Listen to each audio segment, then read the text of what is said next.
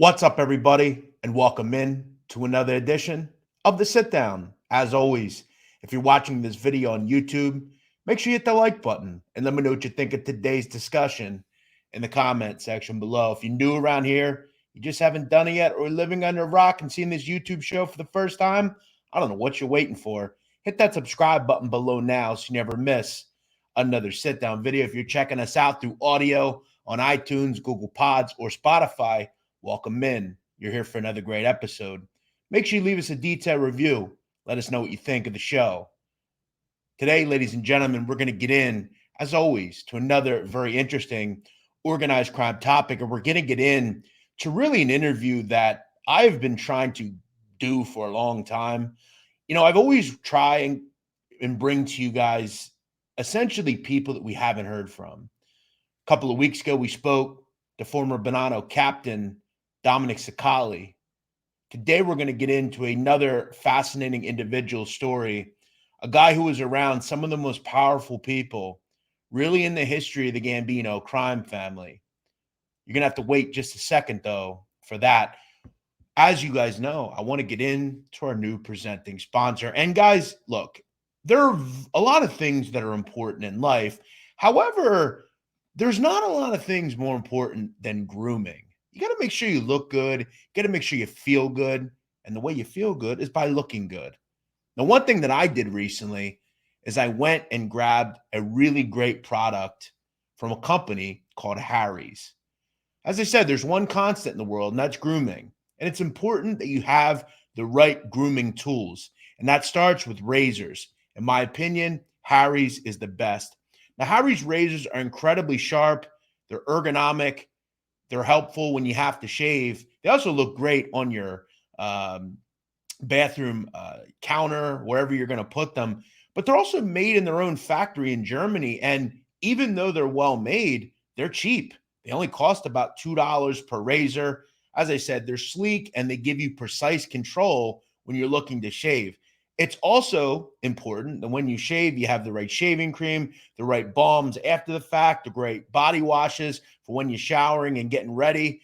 They're going to take care of you with all that stuff from Harry's right now. And you're going to get a quality shave without the hassle with a $3 Harry's trial set. Now, this costs as much as $15, but today you're going to get it for just $3 by listening or viewing the show. If you go right now, like I did, to harrys.com/sit, S-I-T, you're going to get a Truman Shave trial set, a $15 value for just $3 right now. Yes, $3 right now at harrys.com/sit. Again, don't get overcharged for razors.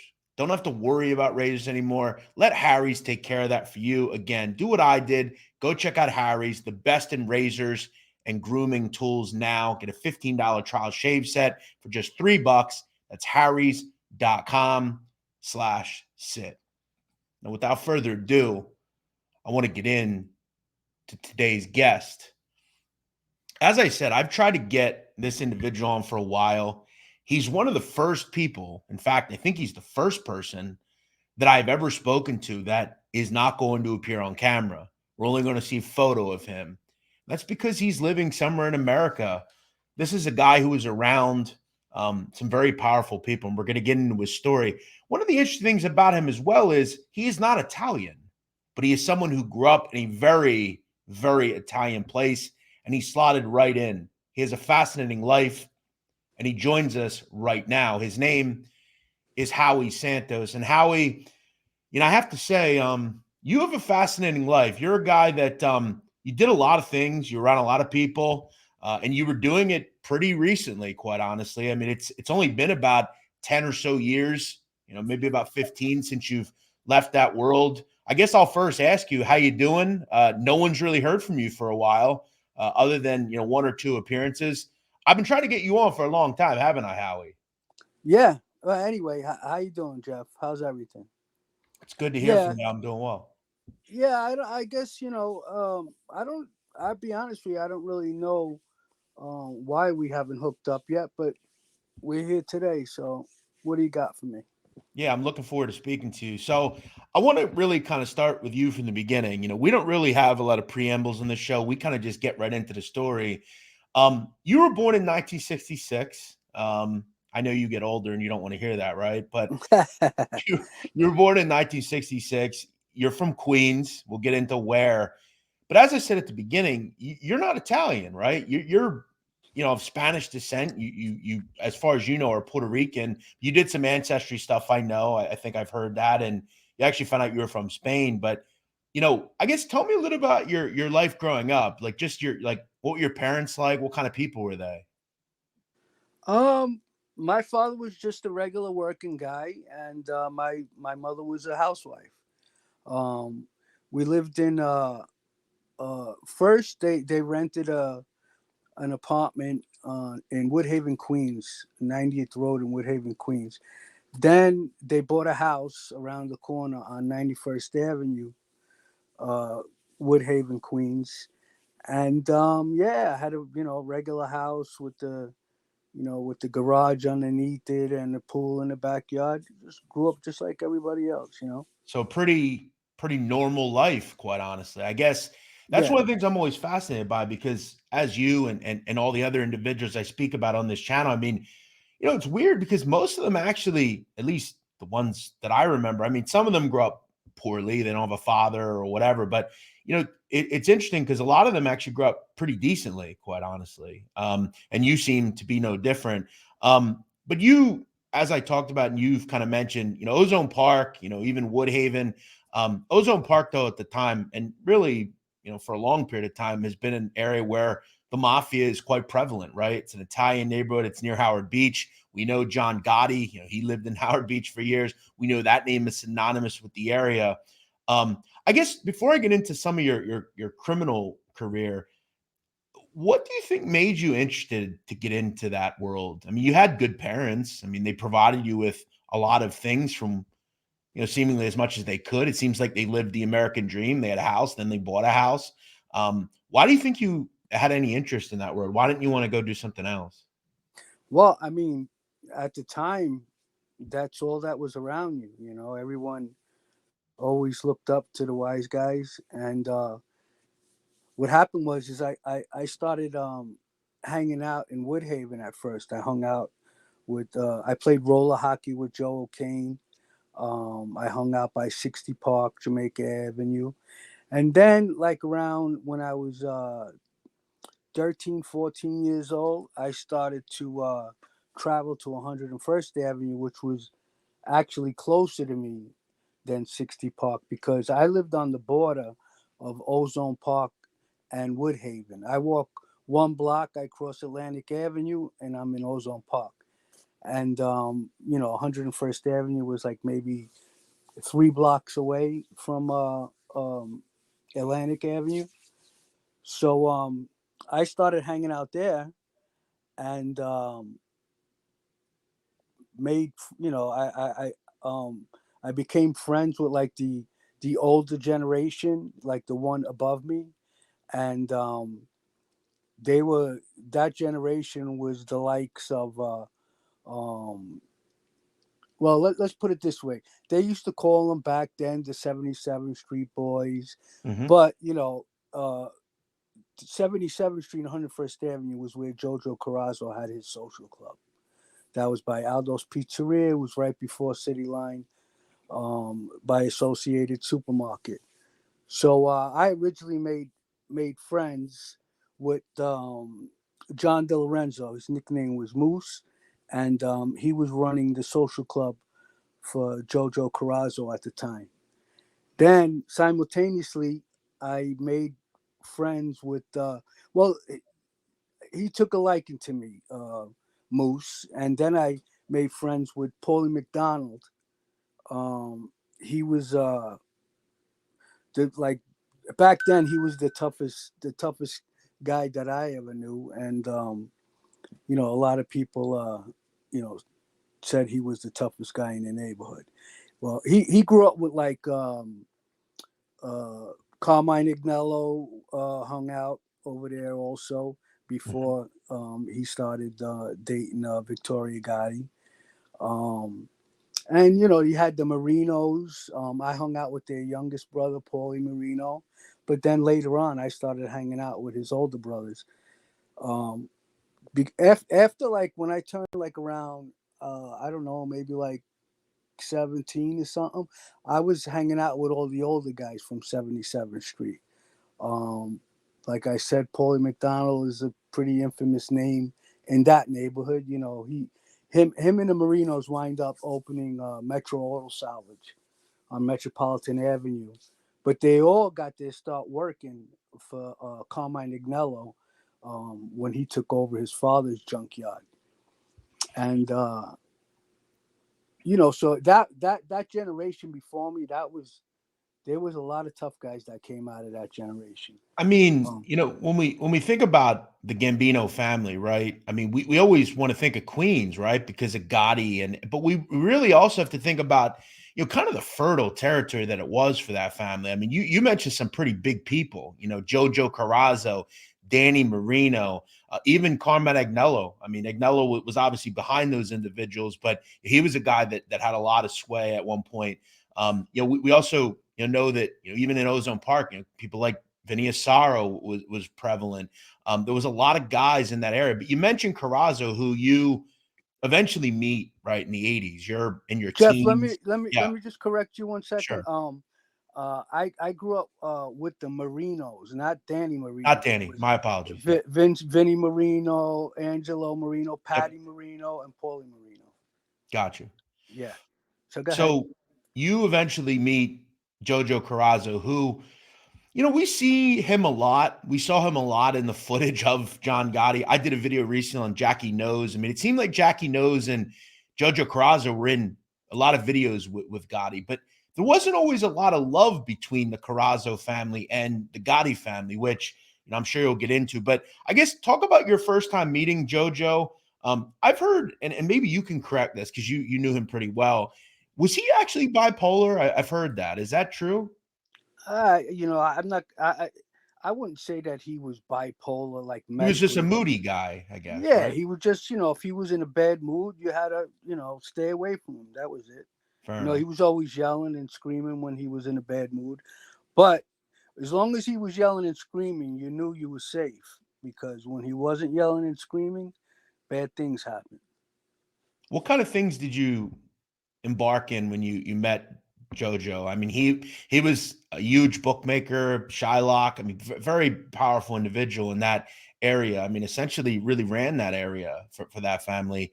What do you know about him, and what'd you end up doing for him? You drove for him at one point, but you're a kid, you're a teenager at this point, aren't you?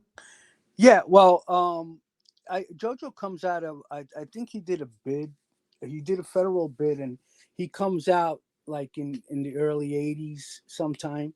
So now I'm hanging out by 77 and 101st Avenue with Paulie McDonald, and then I eventually I started working for Moose in the social club, keeping score for the Ramino games.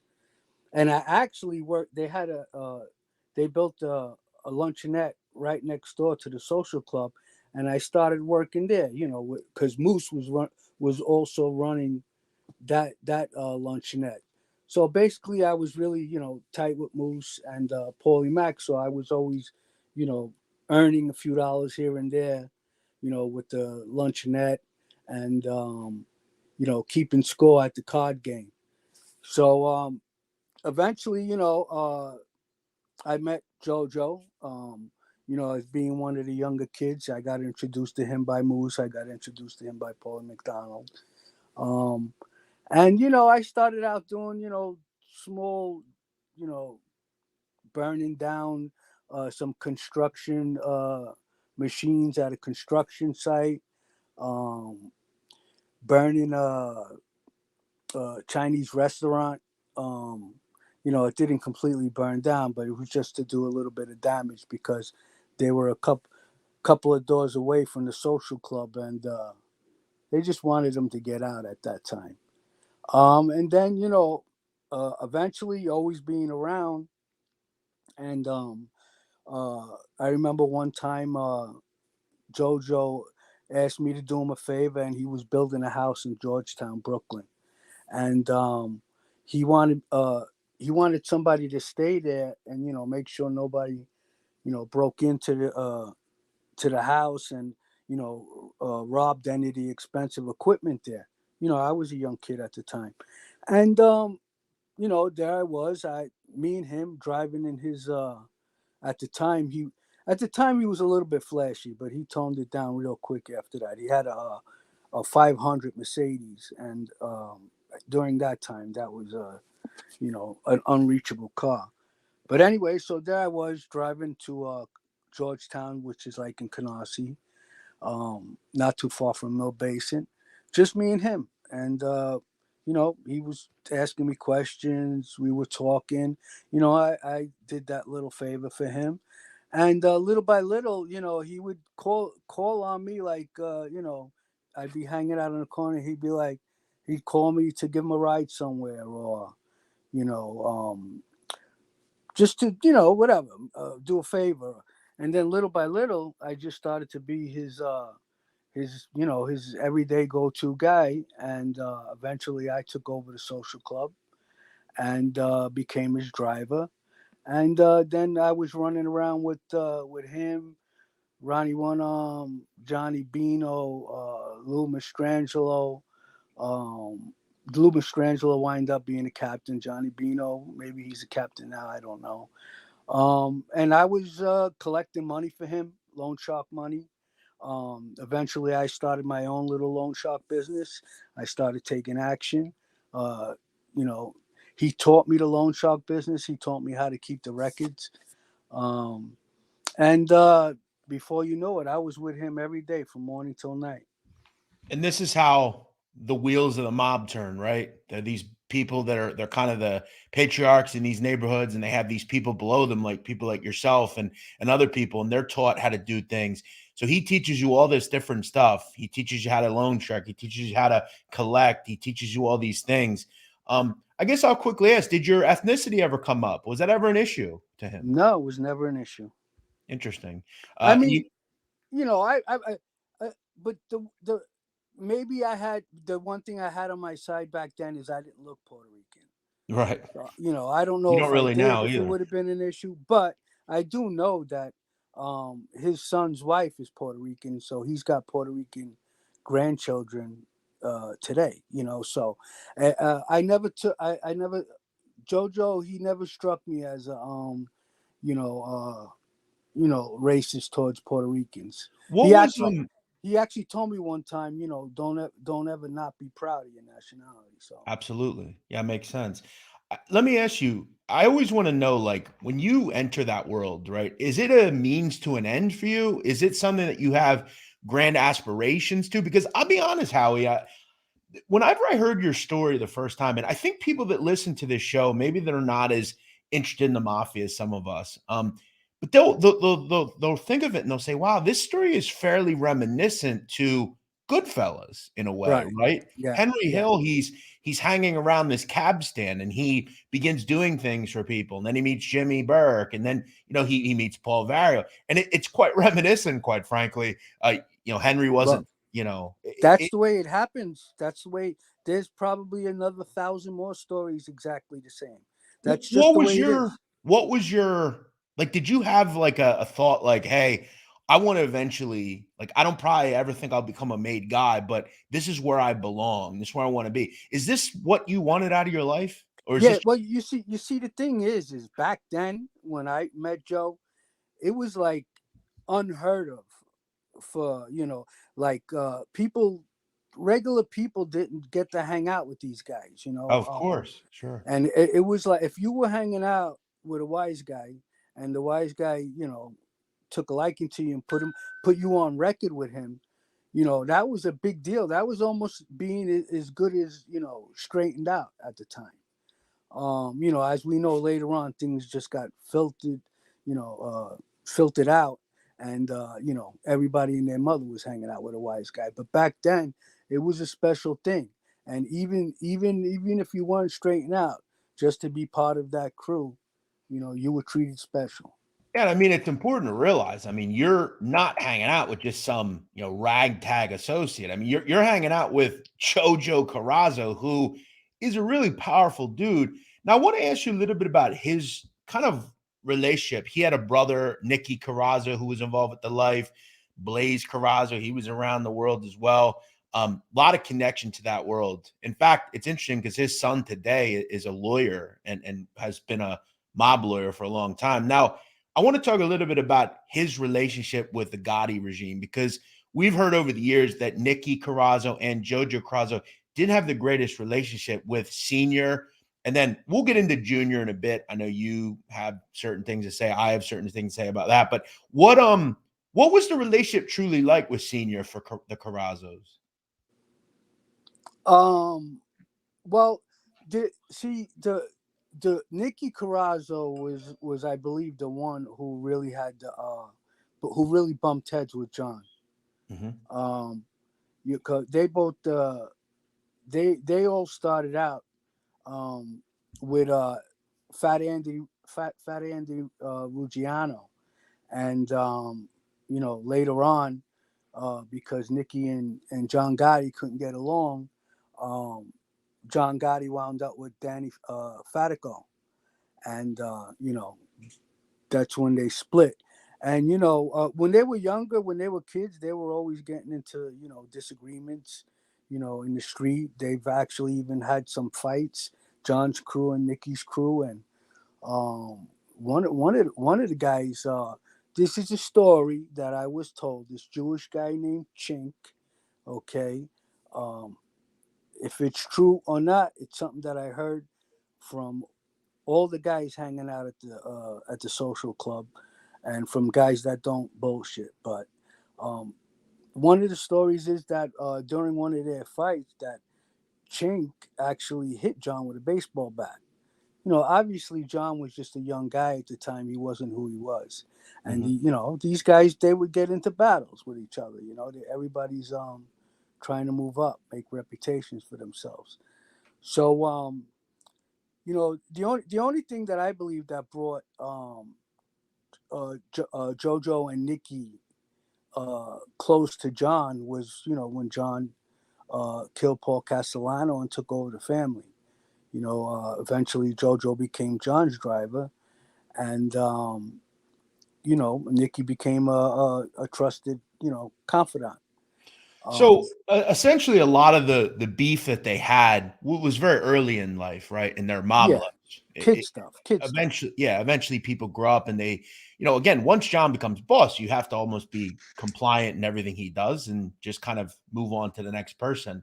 Um, I guess I'll ask you, I mean, JoJo's a guy we don't necessarily talk about as much, but he made a lot of money, didn't he? He was very powerful in that neighborhood that you were from, wasn't he? The running joke by the club was that JoJo made his first million when he was 16 years old. Amazing. Whether or not that's true, I don't know, but evidently he did make a lot of money at an early age. But he's an intelligent guy, strictly business. His life was in for a long period of time in the car with me, and our office were payphones. We just drive around all the five boroughs and stop by payphones. We had rolls of quarters on us, and he would make all his phone calls. All right, let's go over here. We go meet somebody over there. We go to a specific payphone that nobody really uses to go make another phone call. I mean, I've been with him, taking him to New Jersey to meet Arnold Squitieri when he was the acting boss. Everywhere from there, I met Jackie D'Amico, driving Joe around. I actually became pretty good friends with Pete Gotti when he became the boss, through Joe. But he was strictly business, no nonsense guy. How much per day did you spend in quarters on phone calls? Oh, forget about it. Rolls and roll. I don't know, maybe like 200. Fascinating. Yeah, I mean, it's the world you have to live in back then, right? And even Yeah. today, if you really want to stay off the radar, you have to be under the radar. And these old guys, they knew what to do and what not to do. It's amazing. You're moving around. You're meeting all these very powerful people. Again, I did a show the other day on D'Amico, and And I don't know if we necessarily give him enough credit. A lot of these guys, I mean, they were powerful dudes, and I think you have these thoughts of who they are because of one or two people. But the truth is, I mean, you become the boss or the, let's say, underboss or consigliere, which all these people ended up becoming. You're doing something right. You've been around that world a long time. And ultimately for Corozzo, he would become, a very high ranking member, during the heavy times of the Gottis. I want to, Wait, before I yeah, just want to touch on something real quick. What you got to understand about guys like the Carrazzos, uh, John Gotti. These guys, they don't come from mob royalty. mhm, They made their way up through the ranks in the streets with sure. no uncle, no father, Yeah. no cousin that was a big shot. They met the right people, and the right people took them under their wing, and they made their way. They made their bones on their own. You know. And that's a great point. I'm glad you brought that up because that's, I think, what's so fascinating about members of that family is you're right. They didn't have Carmine Persico wasn't their father or so and so wasn't their uncle. They did it their own way and they made their own way in the world and became what they became. Um, Now I know a lot of in those neighborhoods, one of the big money makers and true money makers are the machines, right? Yeah. Yeah. You had a lot of experience with those as well. Tell us a little bit about that. I'll tell you something about. I'll tell you a little story. Anthony Carrazzo, he passed away. Unfortunately, he was a nice guy. Anthony. He was one of the twins. He was in on the ground floor with these machines. Okay, and the only reason why he didn't become a zillionaire with these machines was because at the time it was quarters, and he hated dealing with so many quarters. He was a little bit lazy. I'll be honest, and probably a little spoiled too, being the youngest brother, and maybe getting a few things handed to him here and there. Yeah, but he would have been the biggest guy in the five boroughs with machines if he would have stuck it out, because eventually they changed into bills. The machine would take 20s, and the machines was huge. I mean, we had a machine inside the social club when I was running it, when me and Joe were partners, which eventually I took Ronnie One Arm as a partner, and we were partners in there as well. And that machine easily was making like 10, 15,000 a week. Uh, And that's just one machine. I that's mean, just one machine. Yeah, and you think one about, location, two machines. yeah, I mean, it's amazing to think about the money you can make from such a small little operation that if you're out there and you're out there collecting, you can make hand over fist with that kind of thing.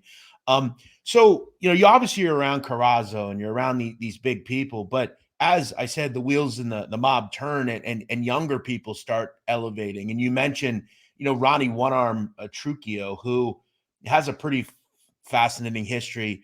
You became pretty close with him, several other people that you mentioned, Louis Mastrangelo, people like that. And then we'll obviously get into Ronnie's son, Alphonse, and some of your run-ins with him. But what Bobby kind of Glasses. Bobby Glass? We'll get into him too. I wanted to ask you about him. Yeah. But Ronnie One Arm is an interesting guy. Tell us how he got his nickname, because that's a pretty interesting story.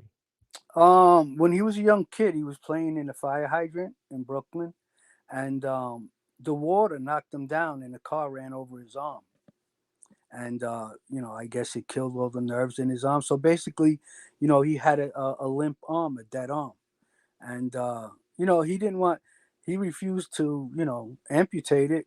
So he would put it in his suit arm, and then just take the arm and put it in his pocket. So it always looked like he was walking around.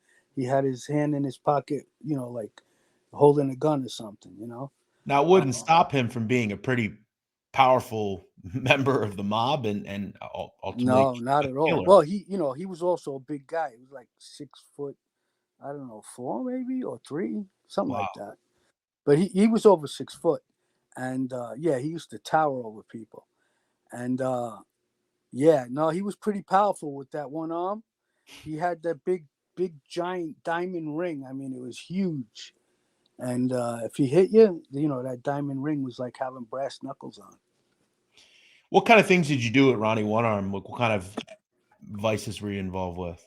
Well, uh, like I said, we were partners with the social club. But basically, like, my loan sharking, my sports, and my earnings, like out in the street, other than the social club, I was partners with Joe. Um, you know, obviously I'm not gonna have to be a partner with Ronnie because he wasn't on Joe's level. But whatever we did in the social club, we were partners. No, what Um, kind of you're in your 20s, late 20s by this point. What kind of money are you making around this time? Are you doing well for yourself? yeah, I mean, it's not like you get your paycheck at the end of the week. Right. You do the figures on the machines, you take your cut. You do you take the cut from all the card games, you add it up, you take your cut. Then I go and I meet my customers, I take my cut, give JoJo his cut. I do the sports, I give the office their cut, I take my cut. I mean, some weeks, maybe, I mean, like on a good week, 10,000. But on an average, I would say, and for the late '80s, early '90s, this is pretty good. I would say about maybe 5,000 a week, like that. Every once in a while, you get a good week. You make a little more. Now, I believe this is you in 1993. Is that correct? Yeah, that's me in '93. I got I turned myself in to Rikers Island to do a bullet for a gun charge. And when you say bullet, explain that. I know what you Oh, mean, but explain. that's what they call a year in Rikers Island. They call it a bullet. Now, You what do, happened? You were caught with an illegal firearm. Is that correct? yeah, yeah. I had gotten into a problem earlier in the night and fired the gun inside the Harbor Club, and then continued drinking, and later on that night got silly and decided that I want to make a couple of guys dance at the corner store and started firing at the floor. And somebody called the cops. I was driving two of my friends home. They pulled us over, and I used to have a little compartment in my car. I used to be able to take out the vent, put the pistol in there, and put the vent back in. But I did this during the winter time, and the vent used to go in and out pretty easily. But the weather changed; it was warmer out, and when it gets hot, things expand. So when they pulled us over, I couldn't get I couldn't get the vent back in. So I just had to put the pistol underneath my seat, and while they had us pulled over because I think I blew a red light like a fucking idiot. I hear the call come over, shots fired, Tan Sedan. Anyway, they told us to put our hands on the car, and they found the pistol. And the two guys that they got arrested with me, but at the time I took the weight for the pistol, so they wouldn't have to, go to jail or get anything on their record because it was my fault. And we made a deal, a year in Rikers Island. Now, were you told at any point by anybody that was connected to you, as far as JoJo or anyone like that? Were you ever told, don't take a plea? That was a thing we've heard about in the Gambino family, that under the Gotti regime, you didn't take pleas. No, I was never told not to take a plea. Um, but you don't allocute, but you make a plea agreement. You're not going to say you're You part of don't any talk, crew, right? or Hmm. you just plead guilty to the crime you committed. Understood. You mentioned Bobby Glasses, Bernays, who at one point would be very high ranking as well. What kind of involvement did you have with him? Because I think, as we've heard about him in different stories. I mean, Frank Fiorellino is discussed him. He was obviously connected with some of the younger kids in Ridgewood and Middle Village in that area. What about him do you remember? Because I know you down the road would testify essentially against him. What are your memories of him? Well, my memories were when Bobby came off the lam from killing one of the two guys from Jamaica Avenue. In the He bar? start Yeah, he started coming around by the social club again. I guess he was there before. I and I think I started seeing him after that incident when I met him. And he was always at the social club. Sometimes he would even sleep there because he lived so far away. So eventually he opened up a cafe in Glendale, and he took this kid Ralph Shulo under his wing. And at the time, I was getting all the credit cards from this guy named Piccolo, who was getting all the credit cards in the neighborhood at the time. And because I was with Joe, and Piccolo was with Joe, I'd get first crack at as many credit cards as I wanted. And I started to sell credit cards to this kid Ralph Shulo. I got introduced to him through Bobby, and that's how I like. Well, I mean, I started to converse with Bobby a lot when he was taking action by the club, I believe, in the beginning, and and then later on, when JoJo's going away to jail in '95, I think, um, he told me to stay by Bobby, while he was gone. So from like I don't know, 95, 96 till like 2000, 2001, I was by Bobby's Cafe and with him every day. Now, we actually learned from Frank, and we've learned from history, Ralph Schuler would ultimately be killed by members of the Giannini crew. Yeah. Um, and, he obviously had, started acting a little bit different. And Frank's talked about that. But so, Bobby Glasses is someone that you were around pretty regularly. I want to talk a little bit about a story I heard about you. And I want to say you've talked about it before, but I heard it from someone important that you know as well. At one point, it was said that you actually shot at Ronnie Gialonzo. Is that correct? Oh yeah, that when we were young When you kids. were younger? Yeah. Yeah. They him Vinny Asara and his son Jerry Sure. Asara, Right. Jerome. Yeah. Yeah, Jerry. They beat up a friend of mine, and me, my friend Joe Kane, and another friend of mine. We uh, we went looking for Ronnie because he was the one who threw the first punch at my friend. So I believe he was leaving his girlfriend's house. We started to follow him, and he drove to Howard Beach to pick up, I guess, his friend Mike Padavona, who's also a wise guy now too. Hmm. And we got out of the car, and he jumped out with a baseball bat. He was ready to he was ready to fight all four of us with that baseball bat. But I didn't feel like getting cracked in the head with a baseball bat, so I pulled out a pistol and I fired twice at him, I believe. But he ran behind his truck, and don't get me wrong. Listen, we actually became really good friends after this, and he was no punk in the situation. He came out, he was ready to do what he had to do. And then later on, he actually passed by the corner again and yelled out the window that there's going to be hell to pay. And uh, so me, my friend, and Ronnie, and well, Joe he didn't sleep there, but they told us to sleep at the club that night until Joe went to go see Vinny Sarah in the morning. And they were going to try to set up a one-on-one fight in in the basement somewhere. But and I remember Ronnie saying, make sure you wear combat boots, and if you get him on the floor, stomp on his face, whatever. But anyway, when Joe went to see Vinny, um, he told him that Ronnie was proposed to get made. So um, to make a long story short, I bumped into Ronnie in Choices, and we started having a conversation. And he was actually nice guy as far as I was concerned. And I guess he took a liking to me. We started hanging out. We'd ride motorcycles together. I've stopped by his house numerous times, not the new house, the older house.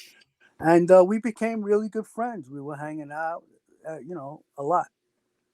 It's funny because a lot of your stories, they involve you being young and you do stupid things, and then you realize eventually that as you get older that it's all little kid shit. And it seems like a lot of the stuff that most of the people that we talk about or deal with, a lot of it happens when they're younger. But Ronnie, as we know, I mean, he's doing a long bid now, and he's up in And the make no mistake, yeah, he's a tough guy. yeah. He's I've a heard tough that. guy. He's no slouch. I've heard that. And he comes from kind of a long line. I mean, his uncle is Vinny Yeah. Asaro, who, we know is a longtime member of the family. Let me ask you, I've heard a story about Vinny Asaro, and I don't know that I've ever been able to have it substantiated. Maybe you know. Have you ever heard about the fact that Peter Zaccaro killed his dog? Have you heard that story? No, I never heard the story about the dog. Okay. Yeah, I guess he had this dog that he really loved, Vinny Asaro, and I guess the dog tried to bite Bud Zaccaro at one point, and Bud shot the dog and killed him. And Vinny went to Joe Messino to have Bud Zaccaro killed, and Joe Messino said, "No, we're not killing him over a dog." And it was just kind of an interesting story. But you didn't Well, really have much running. Sicaro, John Senior, when Carmine was dating his daughter, Yeah. Victoria, Mhm. uh, sent. I don't know if he sent them directly, but they wound up at Carmine's junkyard and they shot him in his ass. Yeah, I think they were told, don't kill him, but Right, rough him up. And right. it's interesting you brought that up. I actually just did a. This is kind of crazy, Howie. I did a TikTok on Carmine Agnello recently, and it did. I think I did a 1.3 million views, and I actually talked about that in the video. So I'm glad you were able to substantiate that. But so you're running around, you're with Ronnie One Arm, and you're meeting all these high profile guys, and you're making money, and things are good. I don't want to go too much into it, but what's your personal life like at this point? Are you married? What's going on with that? And I guess the question is, what does your family think of all this? Do your parents look at you and say, why did you become this? Like, do they know what you're doing? Like, what was that dynamic like? Yeah, I mean they knew for a long time because before I ever started hanging out with JoJo, you know, I had friends. We'd go out and rob cars, and back at the time, you would even steal a bumper or two here and there. Um, and I was actually making money, and I'd show up home with new clothes, and Right. I don't know, maybe like 16 or something, and I'm showing up home with brand new clothes, and and they knew that I wasn't working, and they knew where I was hanging out was all mobbed up. They weren't stupid, but they they just accepted it because that was the way it was back then. Mhm. It was just a way of life. You know, people. That's what people did. Now, when you shot at Ronnie One or not Ronnie Ronnie G, and you talked about the incident with the gun that you ended up doing a year for, was that the first time you had ever used violence? Like, I guess what was that like? I mean, when you went it through your head, did you think about that? Was that just something you were going to do? You didn't care. You didn't care about hey, because look Well, again, anyone, the yeah, first guy that I shot was the two guys split my head open with a baseball bat. I think I was in the hospital for about a week. I got scars from one end of my head to the other. I got a scar on my forehead from it. And when I finally ran into the guy, uh, after maybe it was like about a year later, um, outside of this club Remington's, I according to the story, I when I shot, I saw him outside. And first, I saw him in the restroom. I went looking for him. He was outside, getting in the car. They were getting ready to leave. The guy saw the guy driving saw the pistol in my hand. He actually said my name. Hey, Howie, take it easy, Howie. So they must have had a conversation. They must have recognized me. And I leaned into the car, and I just remember me, and I shot him in his chest. And according to the story, was the bullet fragmented, or the story that I heard was that the bullet changed direction and came out his side. And but the gunshot, he was in the middle of opening the door, so he like simultaneously flew out of the car. And I tried to run around the car, but believe it or not, there was fucking cops on the other side of Woodhaven Boulevard. And I did this outside in front of a whole bunch of people too. That was the first time I shot somebody, and I didn't really think about it too much because I was so fucking mad what I went through with getting my head split open that it didn't phase me. I gave the gun to my friend. I went by Vinny Marino's house. I slept there just in case he died, because I thought he died. And then I went to the junkyard with them, and then we found out later on that he didn't die. Uh, and 2 years later, I got the other guy, stabbed him, I don't know, 6, 7 times. According to the story, his intestine was hanging out. Um, yeah, I became a pretty violent guy after that incident. I just had no regard for anyone. So you were doing, I mean, you're doing a lot of stuff. I mean, you're collecting, you're making money, but you're also a pretty violent individual, and you're involved with fights, you're involved with stabbings, you're shooting people, you're doing things that any good young mob associate does. So I guess I'll ask, I mean, there had to be a conversation at one point with Corozzo where he says, "Hey, Yeah. I mean, obviously you." Well, he sat down for me with the kid that I shot. Mhm. Um, what happened was is when I got my head split open, obviously Joe knew me, but I wasn't driving him around yet. So he understood that I was getting even, and so the kid's father was Sicilian from Ridgewood, and JoJo, they called for me, and they took me to a social club on Rockaway Boulevard. And when I walked in, this kid and his father was sitting there, the kid that I shot, and Bobby Vinays was sitting there, and he was translating because his father Mhm. didn't speak good English. He spoke Sicilian. And they squashed it. I asked Bobby, I said, "What about the other guy?" He said, "No, it's not squashed with him. You do what you want with him." And I remember JoJo telling me, "Yeah, uh, a real tough guy will get up close and stab a guy." I don't know if he used those exact words, but that's what he was saying. Because that was his thing when he was a kid. He was a knife guy. And then that's why I stabbed the second guy because he said that to me. He told you. Interesting. Wow. Let me ask you, obviously you're not Italian, right? But did the Right. conversation ever come up? Like, did you ever think at some point maybe they would just say, you know what, this guy's with us, we don't really care? Did the conversation ever come up? Like, hey, maybe you'd get something. Do you ever was a Yeah, button? see, I really wasn't worried about it so much because everybody knew who Joe Watts was. He Sure, wasn't Italian, didn't but matter, right? he was a close confidant with John Senior. And you know what? I mean, really, no, I mean, technically, nobody can do anything to me anyway because I'm on record with Joe, and as long as I was making money, I was happy. So you really And didn't but care I about re- but I remember we went. I forgot the name of this restaurant in Long Island, and we were going there to meet a guy named Jamesy, and we were sitting down in the restaurant waiting for Jamesy, I believe, and JoJo was sitting right across from me, just me and him, and he told me to my face, "I wish I can straighten you out." And I made a joke, yeah. Well, when are they going to change the rules? Joking around. I didn't, obviously I wasn't serious. But then I heard a story later on from two different people. One was, you know what? I don't want to say his name because I don't want to, get him in trouble for saying this to me. And the other one was Tony Muscatello, who's a wise guy. that. Um, they both had a similar story that they heard Joe reference, like, too bad we can't change his birth certificate.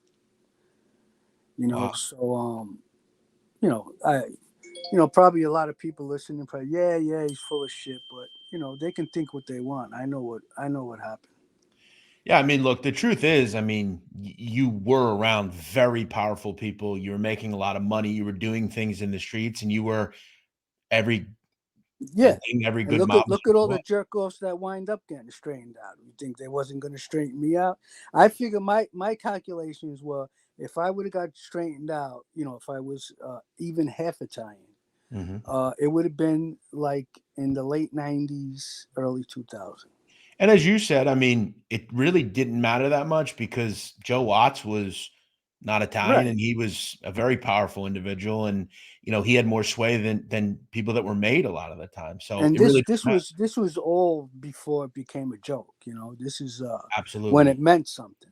sure. Now, one of the things about when we're kind of talking about after the Gotti senior regime, Junior is involved in essentially running the committee in the family. As many know, I mean, there was a committee, but Junior was the last decision maker.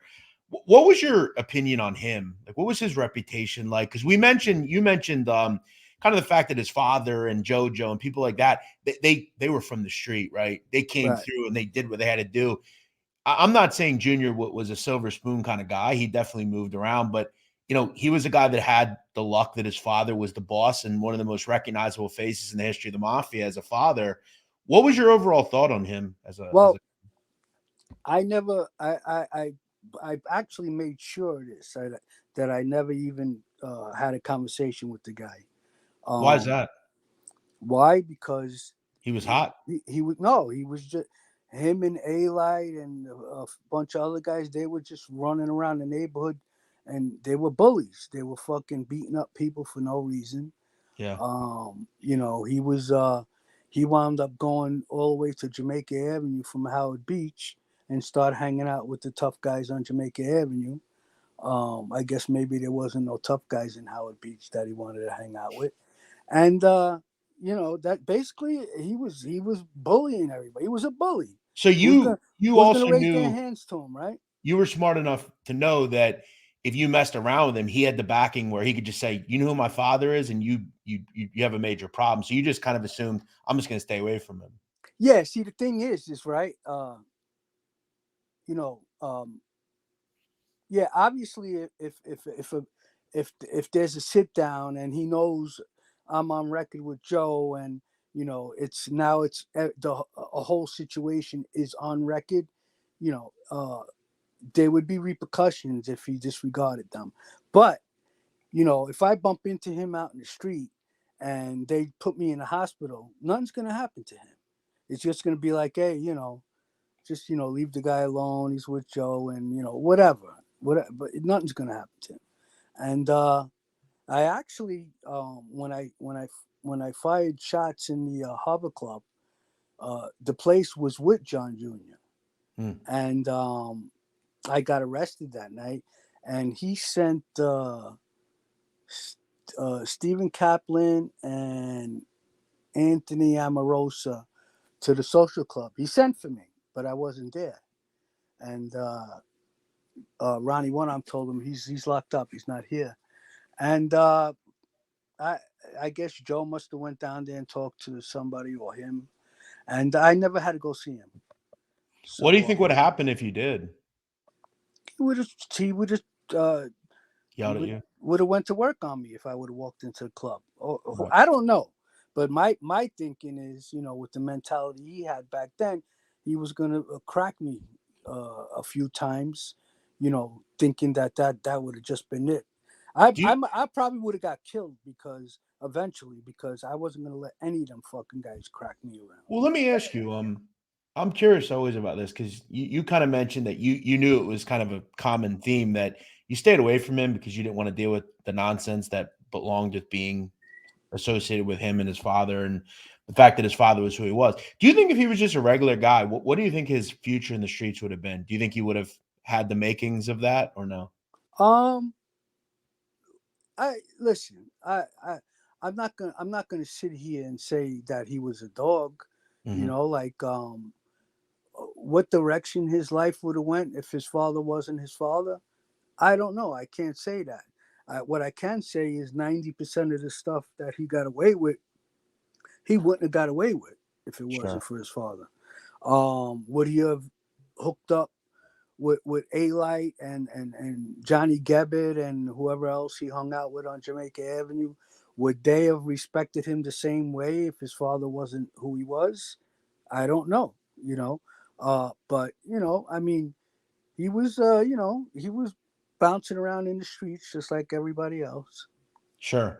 I want to ask you something, and I do want to make this very clear. This is not a substantiated story. Okay, this is something that we have been told by We had Gene Morello on several months ago, and he told us a pretty interesting story. And this has been not really, again, substantiated by anyone, but I guess you could be someone that maybe you've heard of this.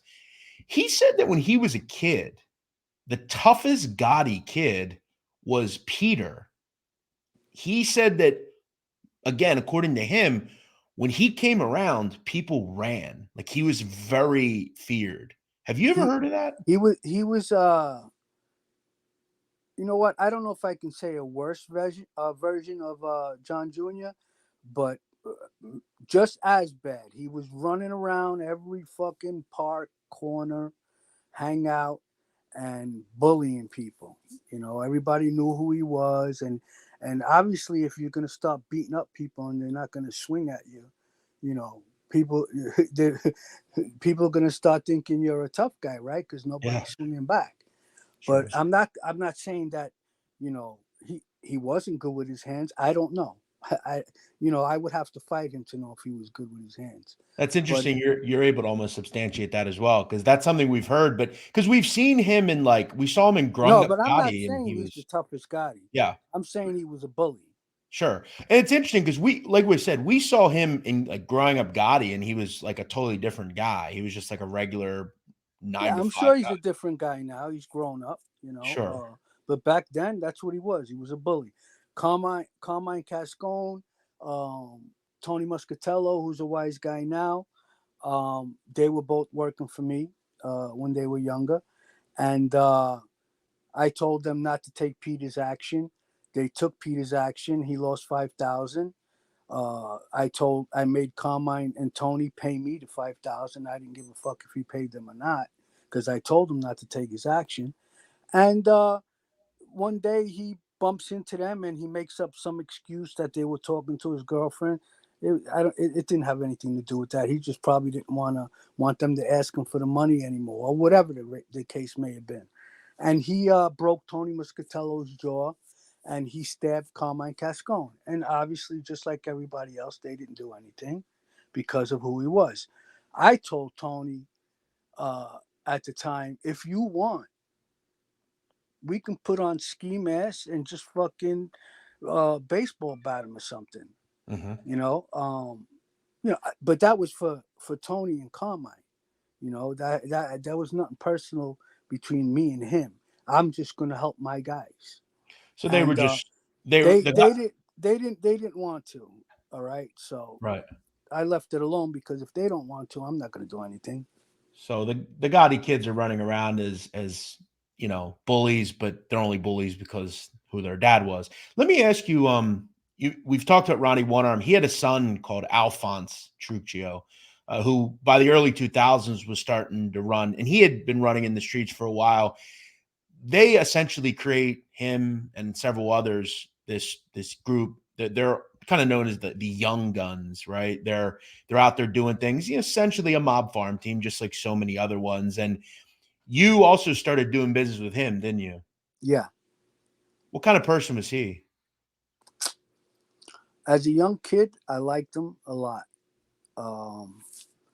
Then when he became a wise guy, he changed. And when I did my state bid, I won 7,000 in his office, and I met him, and he told me he was going to send 500 a week to my house. Anyway, I got postponed, so I didn't have to turn myself in that day, and I wind up losing a bunch of maybe all of it back. So now I got to turn myself in. So I'm going to do the same thing that he did. I'm just going to send payments. But once I got inside, um, I was able to get through on the phone to the office, and they basically let me bury myself. And I wind up losing like 20 grand. And, you know, obviously I didn't pay it because I never got my money that I won. So I wasn't going to pay what I lost. And, obviously, I guess he couldn't do anything about it because of that reason. And he held a grudge after that. And, whenever somebody would mention my name, he'd be like, fuck Howie. And so I knew there was, obviously there's no love for each other anymore. But when I did come out of my federal bid, we did make friends again. And then I started hanging out. JoJo gets arrested, and a whole bunch of shit's going on. I started hanging out with him by his social club. I did like him when he was a young kid. Uh, but then he did something so fucking terrible that I don't know if I could fucking ever look at anybody the same. I There think was, I think yeah, I've heard this. there Yeah. was this kid, and he's talking about how he just busted a nut in her face. I couldn't respect the guy anymore after that. Just a real vile guy after that, right? Yeah, how do you do that? The fucking kids playing cards in your club. You got every girl in the fucking neighborhood looking to hang out with you. You go and you do that to his girlfriend Yeah. And you just never because looked at him. because he introduced you as the big captain in the neighborhood, so you took advantage of that. Right. Just a vile guy. Let Yeah. me ask you. So he's obviously hooked up with several kids in the neighborhood. One of them is Gennaro Bruno. Bruno is eventually they start moving a lot of weight, right? They're selling a lot of marijuana, that sort of thing.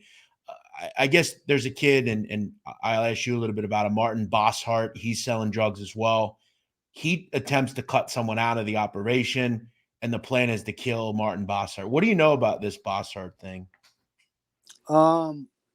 Well, first, Jerry Bosshart, and Todd LaBarca, and a few other guys, they all ran together as Mhm. a crew, and they were, running chop shops, and stuff like that. So anyway, Marty goes to jail, and while he's in jail, this kid, Danny Pentilla, had sex with his girlfriend, him and another guy. So me, Jerry, and Todd, we we go to see this guy, and we know him, and so he doesn't think anything's wrong. And I told Todd, put the child safety locks on the door. And when he got in the car, we told him he had to pay 25,000 for doing that. To you want to treat Marty's girlfriend like a hooker, we're gonna pimp her out. You got to pay 25,000. Anyway, the kid got smacked around. He wound up paying 12.5, and the other guy was supposed to pay 12.5. So now Marty comes out of jail, and because Jerry, Todd, and him and other people, they were tight and they were always making money together. He felt entitled to become part of the business, the drug business that was happening with Todd, Jerry, Mike Rockerfoot, Al, um, and others. Uh, so, Marty feels a certain entitlement. And, these guys, because Marty is a killer, he's a known killer. Uh, he's with guys from the West Side in the Bronx, I believe. And they were worried that he was going to kill Michael Rockerfoot to cut him out of the drug business. And Jerry and Todd came up with the plan, that they were going to whack Marty. Um, Michael Rockerford was supposed to be part of the plan, uh, but I guess he changed his mind. He didn't show up for the deed or whatever the case may be. Uh, Jerry and Todd went out for a few drinks with Marty. They stopped, pulled over to get out and take a leak. And Todd was supposed to shoot him, but he said that Jerry uh, cut in front of him and shot Marty in his head, and that was the end of Marty. And Jerry Bruno eventually, got brought in on this, and he's in prison currently for the murder of Martin Bossart. And we'll get into kind of how that all Yeah, ended in a bit. yeah, So obviously things are shaking out. In the 2000s, you're hanging around. Obviously the Truccios and Alphonse, people like that. You mentioned you had kind of rekindled things, but then you started seeing him do some really vile things, and you were kind of on the end of him.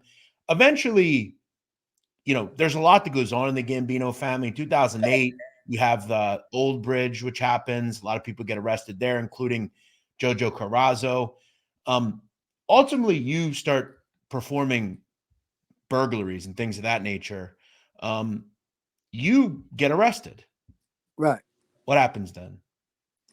Um, I already had a history of committing high end burglaries.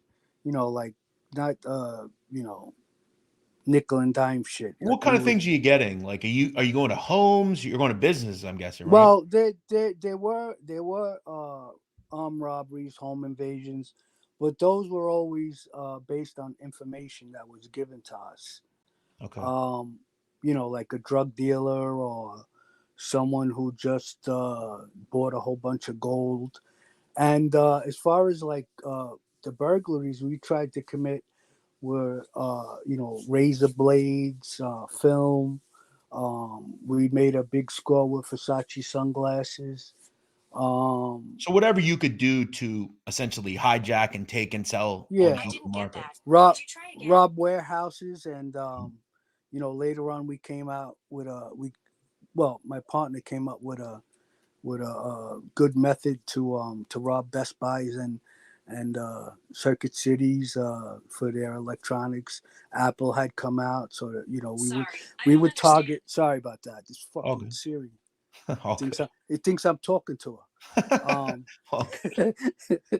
So yeah, so and I had just come home from my federal bid for these types of robberies.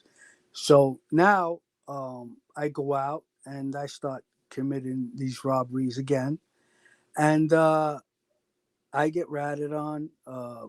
We were taken down an Apple store in New Jersey, and kid got caught running because we had to run because the cops showed up. Well, how we actually did the score was there was an empty store next to the Apple store, so we went in through the back of the empty store.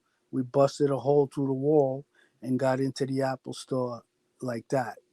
Then we avoided the sensors and we emptied all the shelves. And then we went to the back and thought that there was an alarm. There wasn't an alarm on the door to this back room because it was a swinging door. And that was where the mother load was of Apple products. And evidently they had a high-tech security system that also had sound. It was wired for sound. They were actually hearing us talk. But Wow. we had a guy outside with a radio scanner, and we're listening to this, and the calls coming over. But we were ballsy, and we knew that they couldn't see any entry points from the outside because we came in through the other store. So we stuck it out, and they came and left twice. But then I start hearing uh, uh, uh, on the scanner that uh, they're hearing voices inside. So the third time they came, we knew they were coming. So we made our way out to the back. Cop pulled up. Two of us ran one way. Two of us ran the other way. The cop, we were behind a bush. When the other two ran, I waited for the cop to go running after them. Then I went the other way.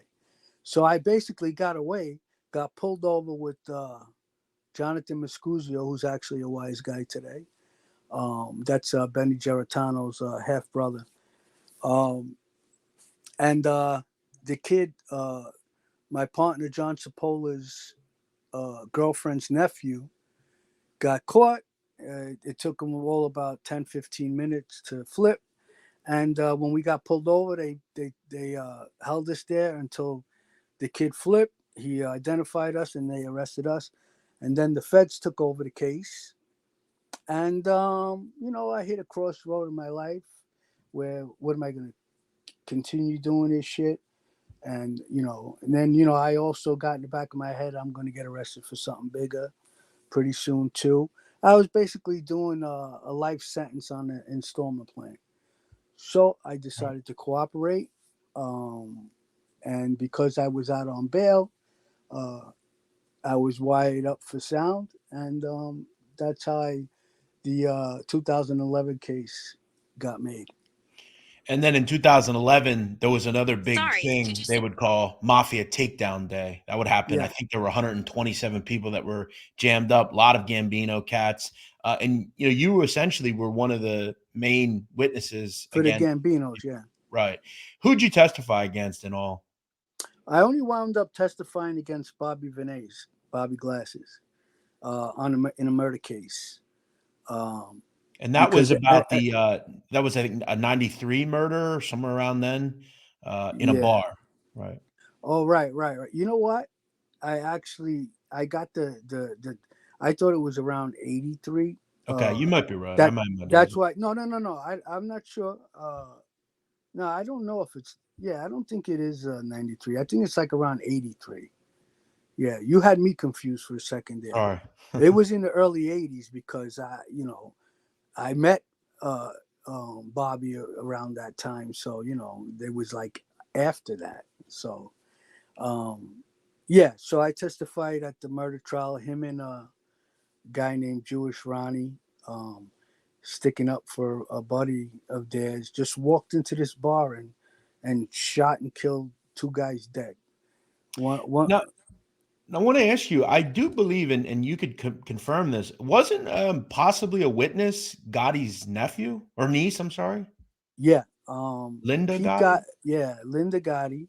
She was actually I think she was engaged to one of the guys. Anyway, one of the guys was her boyfriend, and the guy got killed in front of her, and she became a witness, and then obviously she changed her mind later on. Um, I don't know if she became a witness in the most recent trial, but Bobby Glasses, he wind up getting arrested for the state with the state, and he beat the case. But then they recharged him, and based on some conversations that me and him had out in the street when I was wired, um, and some knowledge that I also had before that, I testified, and other people testified, as Frankie was testified to, and yeah, he was found guilty, and he wind up dying not too long after that. Let me ask you, Frank or Howie. You obviously would cooperate. You spent a certain amount of time in prison, and you're now living your life somewhere in America, and you're a regular person, right? Yeah. I'll ask you, and I try to ask anyone that does this. Look, I don't judge people anymore because to me, I wasn't in your position. Okay, I was never in the mob or connected. I don't know what I would do in those situations. I think a lot of these people that say they wouldn't cooperate, I think they're just talking steam and they're just trying to be tough. In the end, we don't really know, right? But I ask you, I mean, you've detailed over an hour of crimes you committed. You did some bad things. You hurt people. You stole. You cheated. You lied. You did a lot of things. Do you look back and ever feel bad about, essentially he never did anything to you, right? I mean, he didn't Well, we you ever actually you ever had feel bad about the things you did? we actually had a little falling out like Uh, around 2000, and I was and then he actually I started a card game, and I was going to stay open 7 days a week, and he made me shut down. I think it was 2 days, and yeah, we weren't like buddies anymore. so you were a bit upset Um, with him. yeah, I'm not saying that that was the reason why I did what I did. I probably would have did it anyway because I would have had to in order to get the deal that I wanted. But yeah, he actually we got really close, and then he got mad at me, and I didn't even know he was mad at me until afterwards. Because when JoJo came finished his supervised release, I started driving him around again, and uh, this guy Stevie I was looking to open up. I think it was an Albanian cafe, and I had known from Bobby that there was a place for rent in his neighborhood, so I mentioned it to JoJo, and he mentioned it to Stevie I, and then we actually got in touch with Bobby to take us there to show us the place, because I was gonna go partners with the kid Stevie, on behalf of Joe, and evidently he was really, really pissed off that I did that, and he was telling people that he couldn't believe I did that to him. I didn't think I did anything to him, but evidently he did. So, in all, as I said, I kind of went through. You're just a regular person now. You are a far cry away from the place you once were. Do you miss that life ever? With that life, when it was good, it was good. When it Yeah. was bad, it was bad. Of course, I miss the good times. I don't miss the bad times. Um, you know, it is what it is. Yeah, sometimes I miss it. I miss not being able to talk to some of my old friends. I've had to make a huge sacrifice. I no longer I'm no longer in contact with my daughter. It's no the grass isn't always green around the other side, but you know, I still feel that this was the best decision for me to make for Let me ask myself. you, how long were you facing in prison for the bank robberies and stuff? Um, Probably if I took a plea, uh, I don't know, they probably would have gave me like 6 years. Do you But do you think? it wasn't that. I didn't care about this the time. I told him, I said, listen, you want me to wear a wire for you? Give me like a 2-3 year bid and I'll come out and then I'll just wear the wire and be on the payroll for however long. Mhm. But they didn't want to do that, the feds. But it wasn't that. It was, I got a racketeering case sneaking up behind me. So you knew that down the road the writing was probably on the wall for you. Exactly. I'd be doing whatever this 5, 6 years, seven, whatever it was, and then worrying that I'm going to get reindicted and probably getting reindicted. And even if I take a plea on that, what's it going to be? 10, 15? And then just keep coming out and having to do the same fucking thing all over again to survive? You know? Makes sense. I understand. I want to kind of wrap up and just kind of put a bow on some of the people that you knew very well and kind of what they're up to today. Not really their criminal thoughts, but JoJo Corozzo is still alive. He's 80 years old. I'll ask you this, just as kind of a thought. If you could say anything to him today, what would you say to him? Like, let's say he was listening to this. What would you say to him? Jesus. Do you miss him? It would. I would say it was nothing personal. Okay. Do you think he, um, in his Well, old age, of course I miss him. yeah, he was like a I father to I you, grew right? yeah, I grew up with the guy, you Yeah. know. All right. And one other thing, I don't know if you knew, but John Jr. cooperated too, right? Yeah, and I was gonna ask you that. I wanted to get into the truth because I wanted to ask you about John Jr. We've done a video on John Jr. I've kind of led the crusade that I think it's very hypocritical that some folks, particularly in his family, say that what he did was just part of a legal maneuver. I've described very openly, Howie, that John Jr. is a made member in the mafia, and in the mafia, there's a strict code. It is called omerta.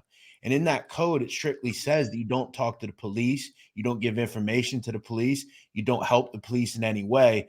And the truth is, what he did in 2005 was a stone cold breach of violation of that code. And if his last name is Smith, all the people that say he is not an informant would crucify him for doing what he did. But because his name is Gotti, he gets a pass.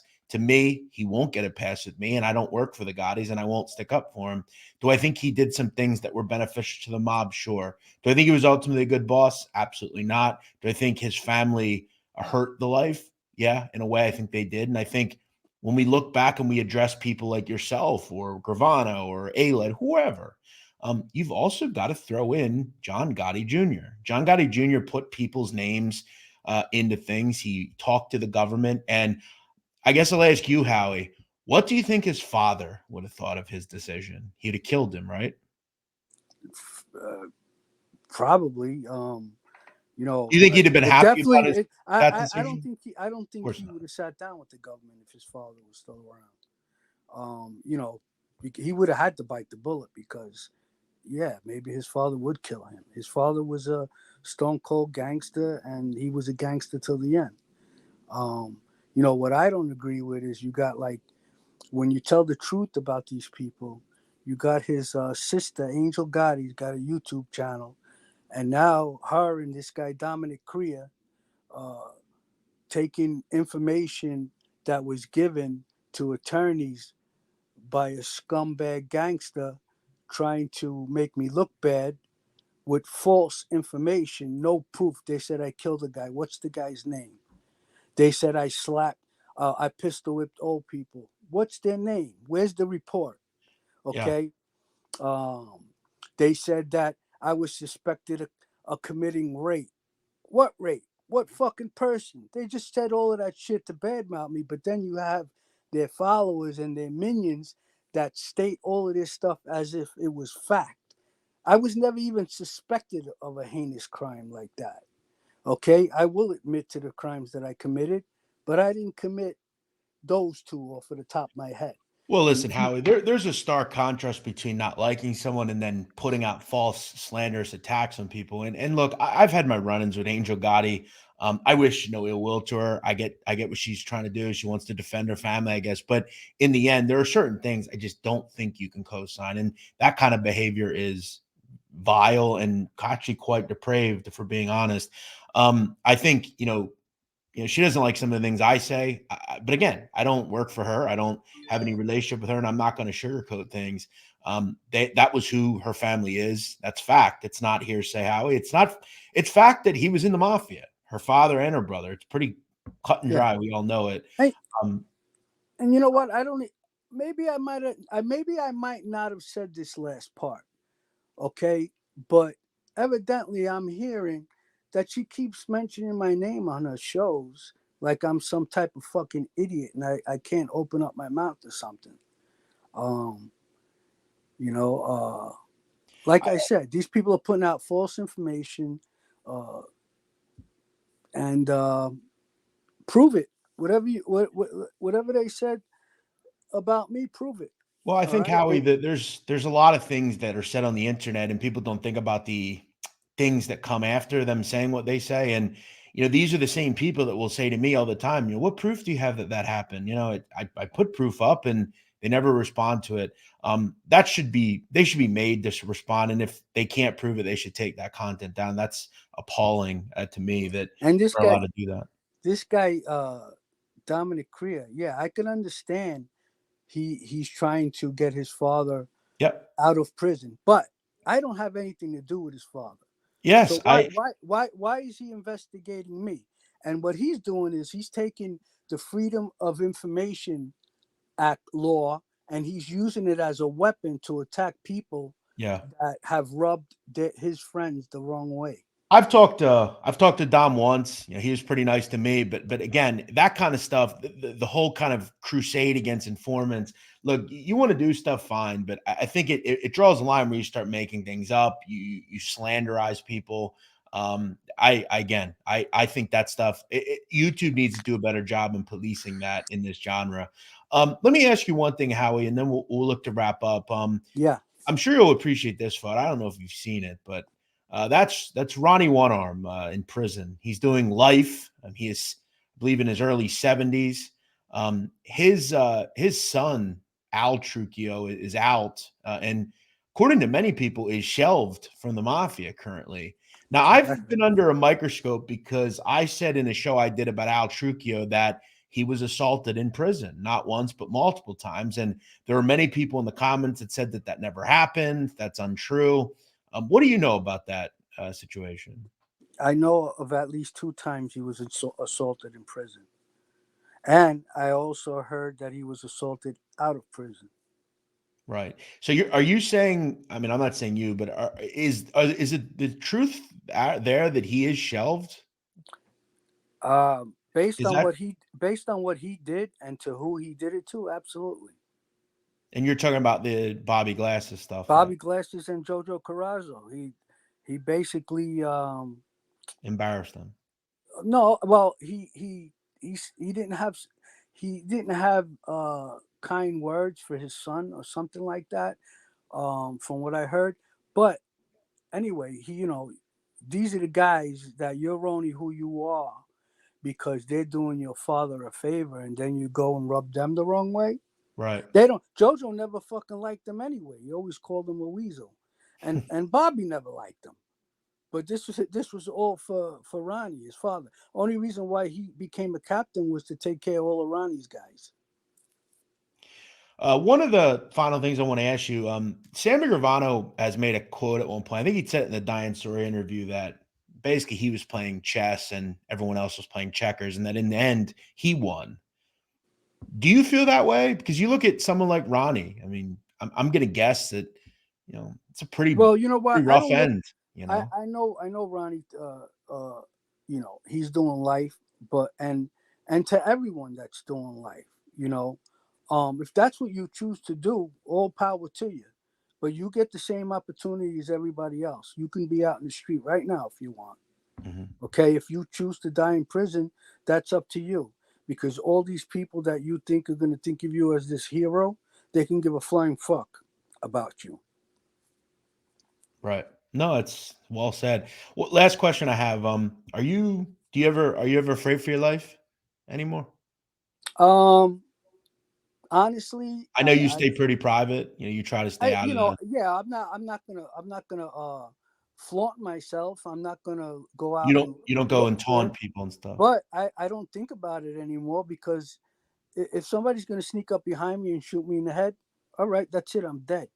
Why should I walk around worried about it every day? Whatever happens, happens. That's it. Well, Howie, the mob's a lot different than it once was. So I think all in all, it's just a different world now. And it's a world that is incredibly, I think we could say neutered, if you will. They're not really able to do too much, quite frankly. And, you're living your life and that's a distant memory to you now. I guess I'll ask you, do you think we'll see you? Do you ever think you'll do a podcast or anything? Or I know you've Yeah, kind of stayed out of the way. Is that something you think you might want to do at some point? I don't know, but honestly, the real reason why I just rather do an avatar is because you have these assholes on YouTube. They like to catch you when your face is moving and make funny memes and make you look Yeah. stupid. You just don't want So to I be. figure they want to make a picture look stupid. It's just the one where I'm not moving. That's a sharp, concise move by you, Howie. Well, look, I appreciate you coming on, man. Like I said, we really haven't heard much from you. You've kind of been silent for the most part. I'm sure we'll speak to you again at some point. Is there anything you want to leave us with? I really appreciate you coming on and speaking to me, man. No, I actually had fun. I mean, when you get an opportunity to talk about these things, it's almost like therapy. Yeah. Yeah, You I've know. heard that. I try to, kind of just try to tell a story, and I've heard that, people kind of feel good. Yeah, they haven't talked about a lot of this stuff in a while. And, you know, again, we don't always, we've talked to Gravano and some of the same stories, but I think it's cool to put out some new information occasionally. So thank you for coming on. I appreciate it, Howie Yeah. Santos, a former associate of the Gambino Crime Family. We'll talk to you again, I'm sure, very soon, Howie. Thanks for coming on, man. All right, Jeff. Thank you.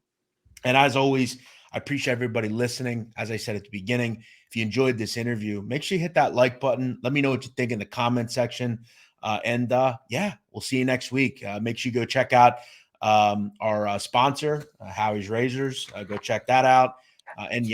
We'll talk to you next week here on the Sit Down.